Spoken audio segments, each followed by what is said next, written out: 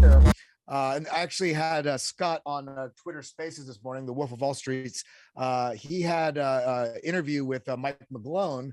And what's so interesting here is that this phrase right here that was in the interview: most money managers on the planet who have been holding gold like forever are at greater risk if they do not have Bitcoin in that portfolio of gold. It is shocking to see people put all their eggs in one basket. So what I find so incredible about this is that and Mike McGlone has been a huge, very large crypto advocate for quite a while. But when you're having these narratives starting to shift, and it's not just him being somebody that's been on both sides of the fence with crypto and traditional markets, but I read another article, I think it was yesterday. I wasn't on the show yesterday, but I'm always digging into crypto, and it was talking about major hedge funds, the billions of dollars that they poured in, especially in the last year and a half or so, and how that's the shifting sentiment in terms of the psychology of thinking about crypto as an asset that's not touchable,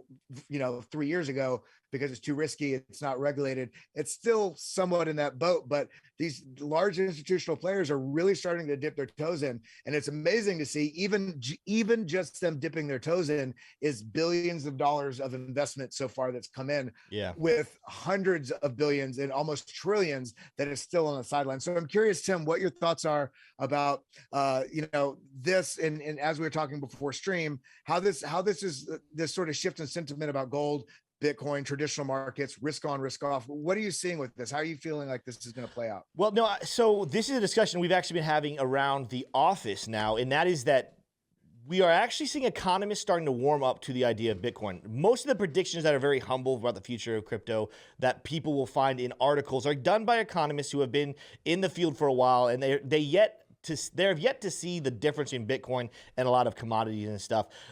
This is something that we have to address moving forward. Is right now crypto is seen as a commodity and a stock, right?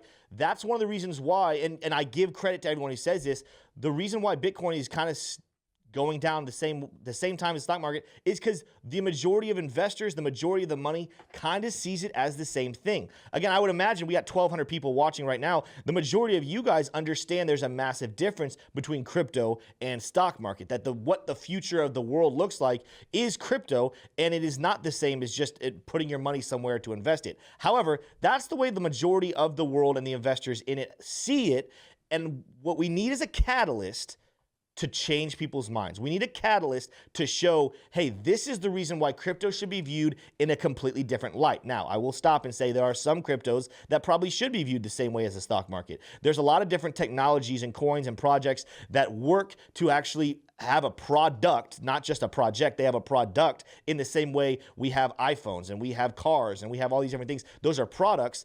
Yes, some coins and projects are going to be seen in similar light to the stock market. So when the stock market does well, they're going to go up.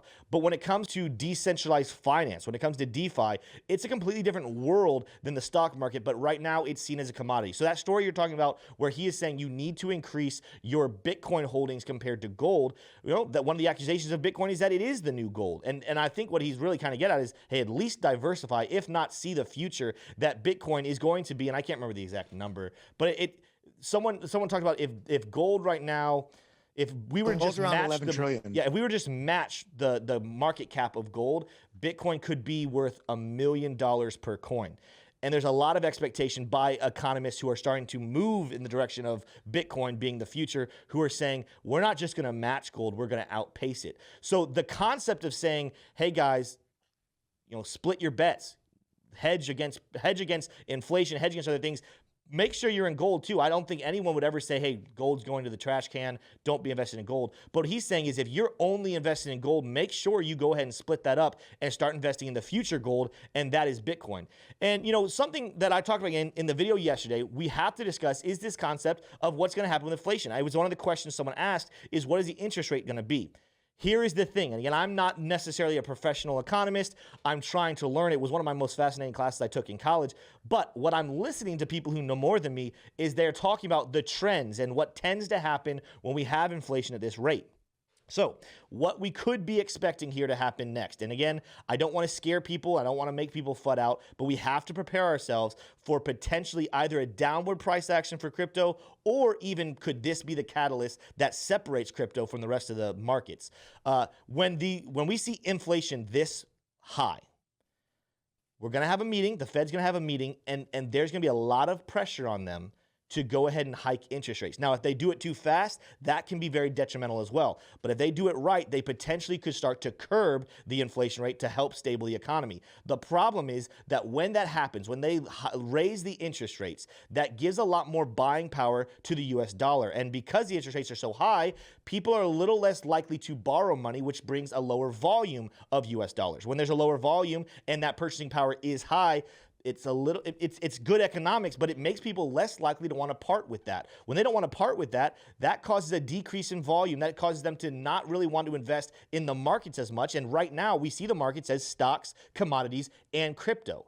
We know that crypto shouldn't be in there, but as it stands right now, that's how people see it. And so with an interest rate growing up and people and the US dollar actually getting power back, unless crypto deviates from the rest of the markets, crypto might take a little bit of a dive with the markets as well. Now, again, that's just a variable. I think that's something that was really imparted to me yesterday as we were going over that video, is just because interest rates go up and just because in the past things tend to go downwards doesn't mean it's an absolute. It's just a variable. And as we discussed, there's lots of things on-chain wise, and there's lots of things in the news, and there's lots of things on the technicals, despite the fact that short time frames are bearish. There's a lot of big time frame things that are bullish that could still keep Bitcoin and the rest of the crypto market moving to the upside. But if we were to just close our eyes and blindly say, oh, I'm going to ignore all the interest rate stuff, I'm going to ignore the fact that traditionally crypto has seemed to move with the stock market, and traditionally when we have high interest rates, the stock market seems to go down, then I would be fooling myself and not preparing myself wisely to protect my investments. Hey, you made it to the end of the video. If you enjoyed this video, you should definitely consider subscribing, because we're trying to help you become financially free in these cryptocurrency markets. And also consider following us on Twitter @CryptoJeb for more updates on the price of Bitcoin and cryptocurrencies. Peace.